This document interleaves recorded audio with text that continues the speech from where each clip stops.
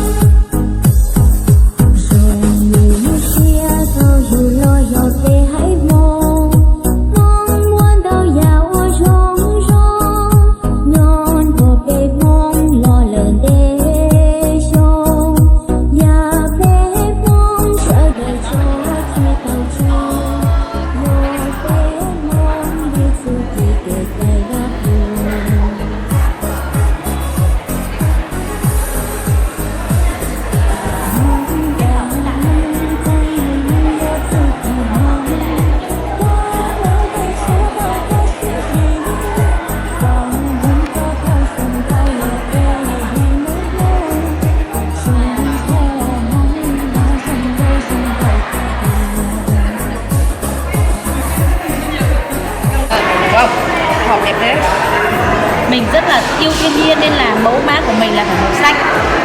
Đây là được chiết xuất bằng hoa mận đấy nhé, hoa mận trắng của Tây Bắc nhé. Đây là hương này rất là dễ chịu, bạn có thể ngửi đi ạ. Nó rất là dễ chịu đúng không? Dịu nhẹ đấy. Bạn chỉ cần lấy một lượng rất là nhỏ thôi, nó sẽ tự thẩm thấu vào trong da của bạn. Bạn sẽ không bị ăn kem đâu. Đúng rồi, mình làm dạng lớp nền luôn đấy, nhưng mà nó sẽ tự thẩm thấu. Mình sẽ thay thế cái tân trang đỉnh của mình. Mình đang chuẩn bị cho ra thêm sữa tắm bằng hoa sen. Mình đang xin hoa sen trưng luôn, nhưng mà hiện tại là chưa đạt ok nên mình chưa cho ra mặt thị trường.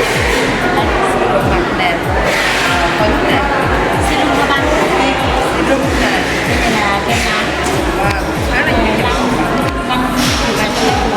Nếu như mà có bạn bè con nách người nhà con nách nên trải nghiệm cái dòng của con nách là rất là tốt. Đây là cái phần trang điểm. Các bạn nào bị con nách trên mặt nhà biết gặp mình hôm nay mình có mang đến mình sẽ tặng các bạn. Các bạn trải nghiệm. Đây là trị một dành cho các bạn dạy thì lưng này, dạy thì sẽ rất tốt. Mình còn có thêm một cái dòng sản phẩm chuyên đặc trị lưng da phải đến, đó là cao trị lưng da của mông. Các bạn sức này là một cái chai này con bán trên thị trường là 220.000. Giá ở đây là về Con bán ở đây là về nách, cái này về dưỡng da. dạ, chai này là serum, Dưỡng da. còn chai này là về dưỡng chống nắng, làm bằng tam thất, nghệ, mật ong và một số hoa khác. Dạ vâng. Dạ dầu vào đầu này là làm bằng bò mòn nè, hương nhu nè, hoa móng tay nè, mần trầu, hà thủ ô và một số thảo dược. Dạ đúng rồi ạ. Em thì làm gì? Dạ con là người Mông. Cái này là lan thử sải phôi nách. Nó làm bằng hạt chua và làm bằng gừng trong rừng nữa con. Chứ còn bây giờ con không biết nói tiếng phổ thông như thế nào, nhưng mà làm bằng một số thảo dược khác của người Mông nữa. Dạ. Dạ đây là cao, đây là cái cao trị mụn này. Nó làm bằng ngải cứu. Ngoài ngải cứu ra thì nó còn làm bằng một số nghệ này, ngải cứu này, một số thảo dược khác nữa. Dạ. Còn dạ, đây là sữa rửa mặt nấu bằng nha đam này và cám gạo. Dạ. Và nước tinh khiết.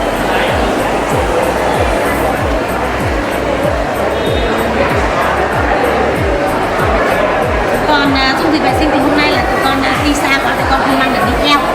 Dạ. Nhưng mà con nghĩ là cô nên trải nghiệm bằng cái này nếu có người nhà có.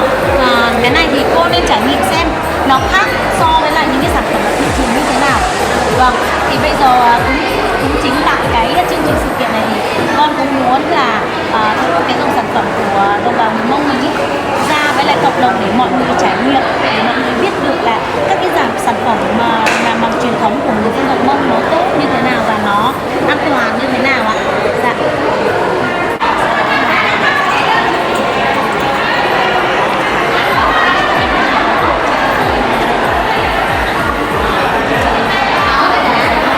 Mình không cần phải trang bị nhiều, mình chỉ cần cho một xíu.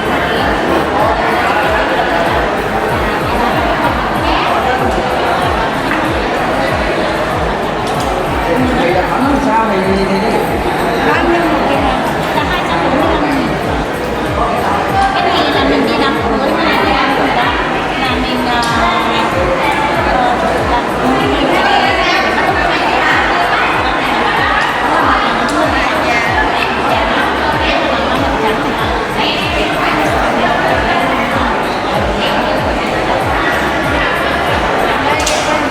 cái này là sữa rửa mặt. Cái sữa rửa mặt này nó sẽ làm bằng nha đam với hai sản phẩm, nhưng mà nó